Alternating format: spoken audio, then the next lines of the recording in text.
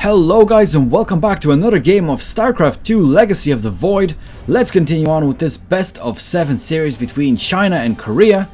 Our two players here are Hydra and WhaleTail, as you can see on your screens right now. Hydra, he is the winner of the previous game. He's actually representing Root Gaming and he's playing Zerg, of course.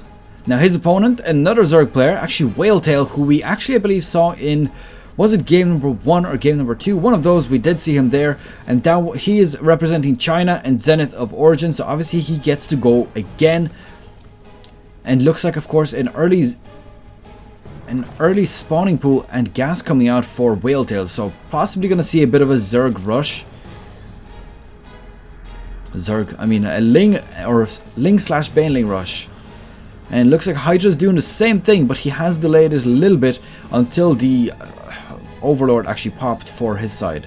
So that's all fine and well. It just means that his Zerglings are going to be a little bit later. And I actually think that on this map in particular, this is actually the superior tactic, simply because it means that you are not going to be down on economy too much. You will be able to max out your drones on the actual hatchery here.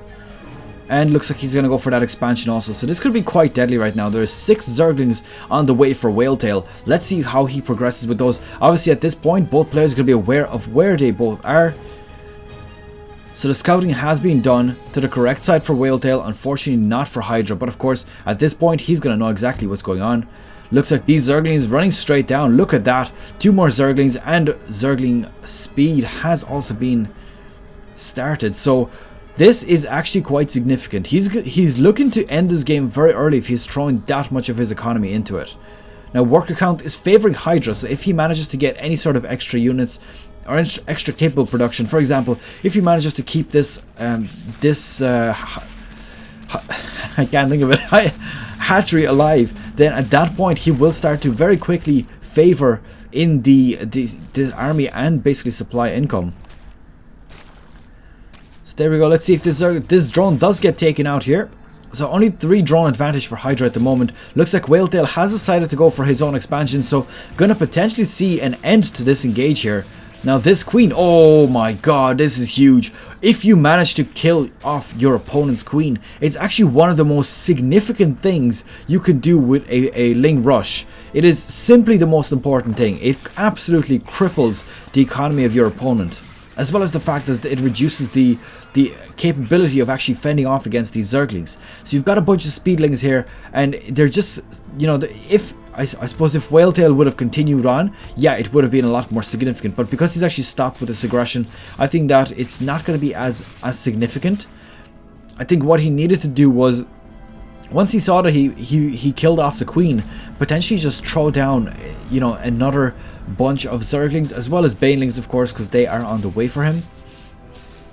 Now they are a little bit later than Hydra, so of course he needs to be very, very careful here, not to engage a little bit too early.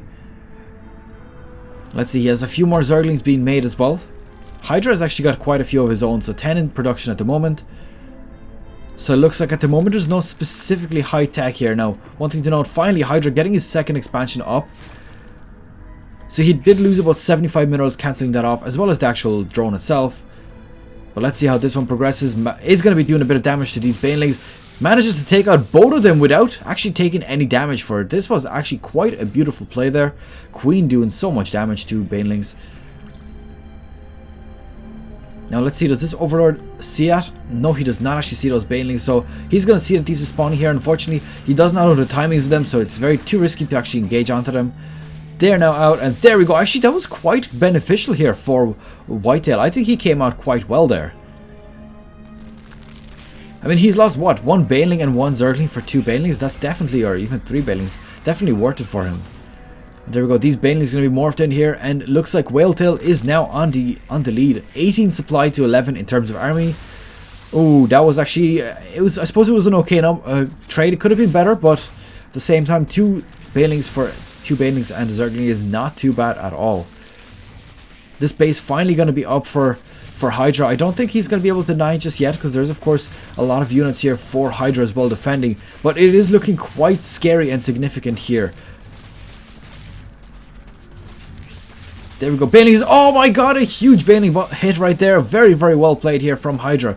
This could turn the tide right now. Managing to take out about 5 Zerglings with 1 Baneling is very, very big deal. And let's see, this Queen quickly working down those Banelings. That is very important to get those down before they pop. If you kill a Baneling in the morphing process, it will not explode like a normal Baneling does. So this Zergling aggression continuing on. Looks like WhaleTail is actually starting to saturate his base a little bit. I think Hydra is actually interesting, exactly the same thing. I think at this point they actually need to start thinking about roaches, because this Zergling and Baneling aggression will just never end. It's going to really depend on who gets lucky with, or I suppose really outplays the opponent with a good Baneling hit. So it looks like the scout off did go down. He did see that there's no roach warren on the way at the moment. And let's see what's going to go on here. Just a few Banelings. I do think these are going to be quite easy to defend off. And a few Zerglings also streaming in here. Now looking at army supply, it does look like Hydra is actually behind. He doesn't have that much up. I mean, he has a few Zerglings in production, but those are counting already towards this. So his actual army supply is actually only 5. Which is absolutely tiny. There we go, the run in, and another Queen gonna get sniped out here. Wow, WhaleTail doing so well right now, managing to snipe out those Queens, and that is extremely, extremely significant. Also managing to take out a few drones. This is very, very important for him. If he can cripple the economy, if he can cripple the production, then at that point he is going to be coming out on top very, very quickly. Now in terms of worker supply, it does look like Hydra is a little bit more interested in actually getting that up. So he did put down the Spine Crawler, which at this point has 4 kills. So it is already paid for itself. That is very good for him. And he needs to continue on with this. If he can get a suitable defense to basically hold off these incoming roaches, then at that point he will be in a very, very good position. But at the moment it's still anybody's game. It does look like WhaleTail's army is of course leading, but that is because there's a bunch of roaches on the way. Hydra has started stacking a few gas, a bit of gas and of course minerals, and he will be making his own roaches as soon as that roach warren pops. There we go, 3 on the way. Let's see where those roaches, they are very quickly closing in. They're going to be spotted already at this point, so of course Hydra is going to be aware that this is an imminent threat on the way. There we go, more Banelings being morphed in. There's only Zerglings here for Hydra. It's going to be a very difficult position for him to hold off. Now there's 2 Queens down here, a 1 Spine Crawler. Is it going to be enough? It could very well be. You might see that he's also making a few more of his roaches and a bunch of Zerglings as well. Level 1 is also on the way. I don't believe, no he did not, so WhaleTail does not have level 1 ranged weapons. Second and third gas have also been put down and completed for WhaleTail.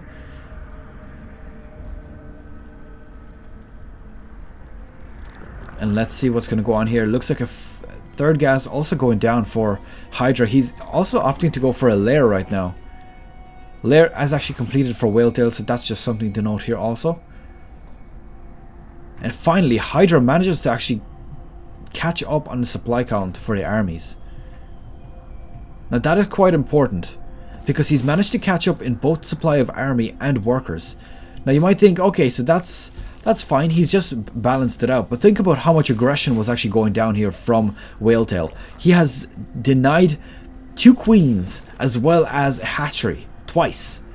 So the fact that Hydra can actually come back into this like that and even come ahead in terms of army supply is actually quite significant. It's much more significant than it might seem. At the same time, looks like he also has his own third base coming out as well. So as I said, very, very important. And let's see how this one progresses. So his army supply actually currently quite a lot higher. So look at that, 50 roaches or 50 supply for army versus 34 of WhaleTail. So that is going to be huge. Also, he is going to have level 1 ranged missile attacks very, very shortly. Going to be about 20 seconds, I would say. Glider Reconstitution is also up for WhaleTail, so that is one thing that he's going to have a little bit earlier. And let's see, I just want to quickly see if this base has been spotted yet. Yes, it did. Well, actually, it doesn't suggest that it has been completed already, but it does look like he's interested in it. The one thing, of course, is that he did see the base itself, so yeah, he's aware that this expansion is going down. So supply numbers slightly favoring Hydra at this point. There is Ravagers here, so of course the corrosive biles are going to make a big difference here. And let's see, it's going to be a very tense moment for both of our players. There's about 12 supply difference in favor of Hydra. Let's see how it progresses. Is he going to engage? I think he might actually just wait out a little bit until he's level 1. No, he does not. He goes straight in there. He knows that he's got the advantage in supply.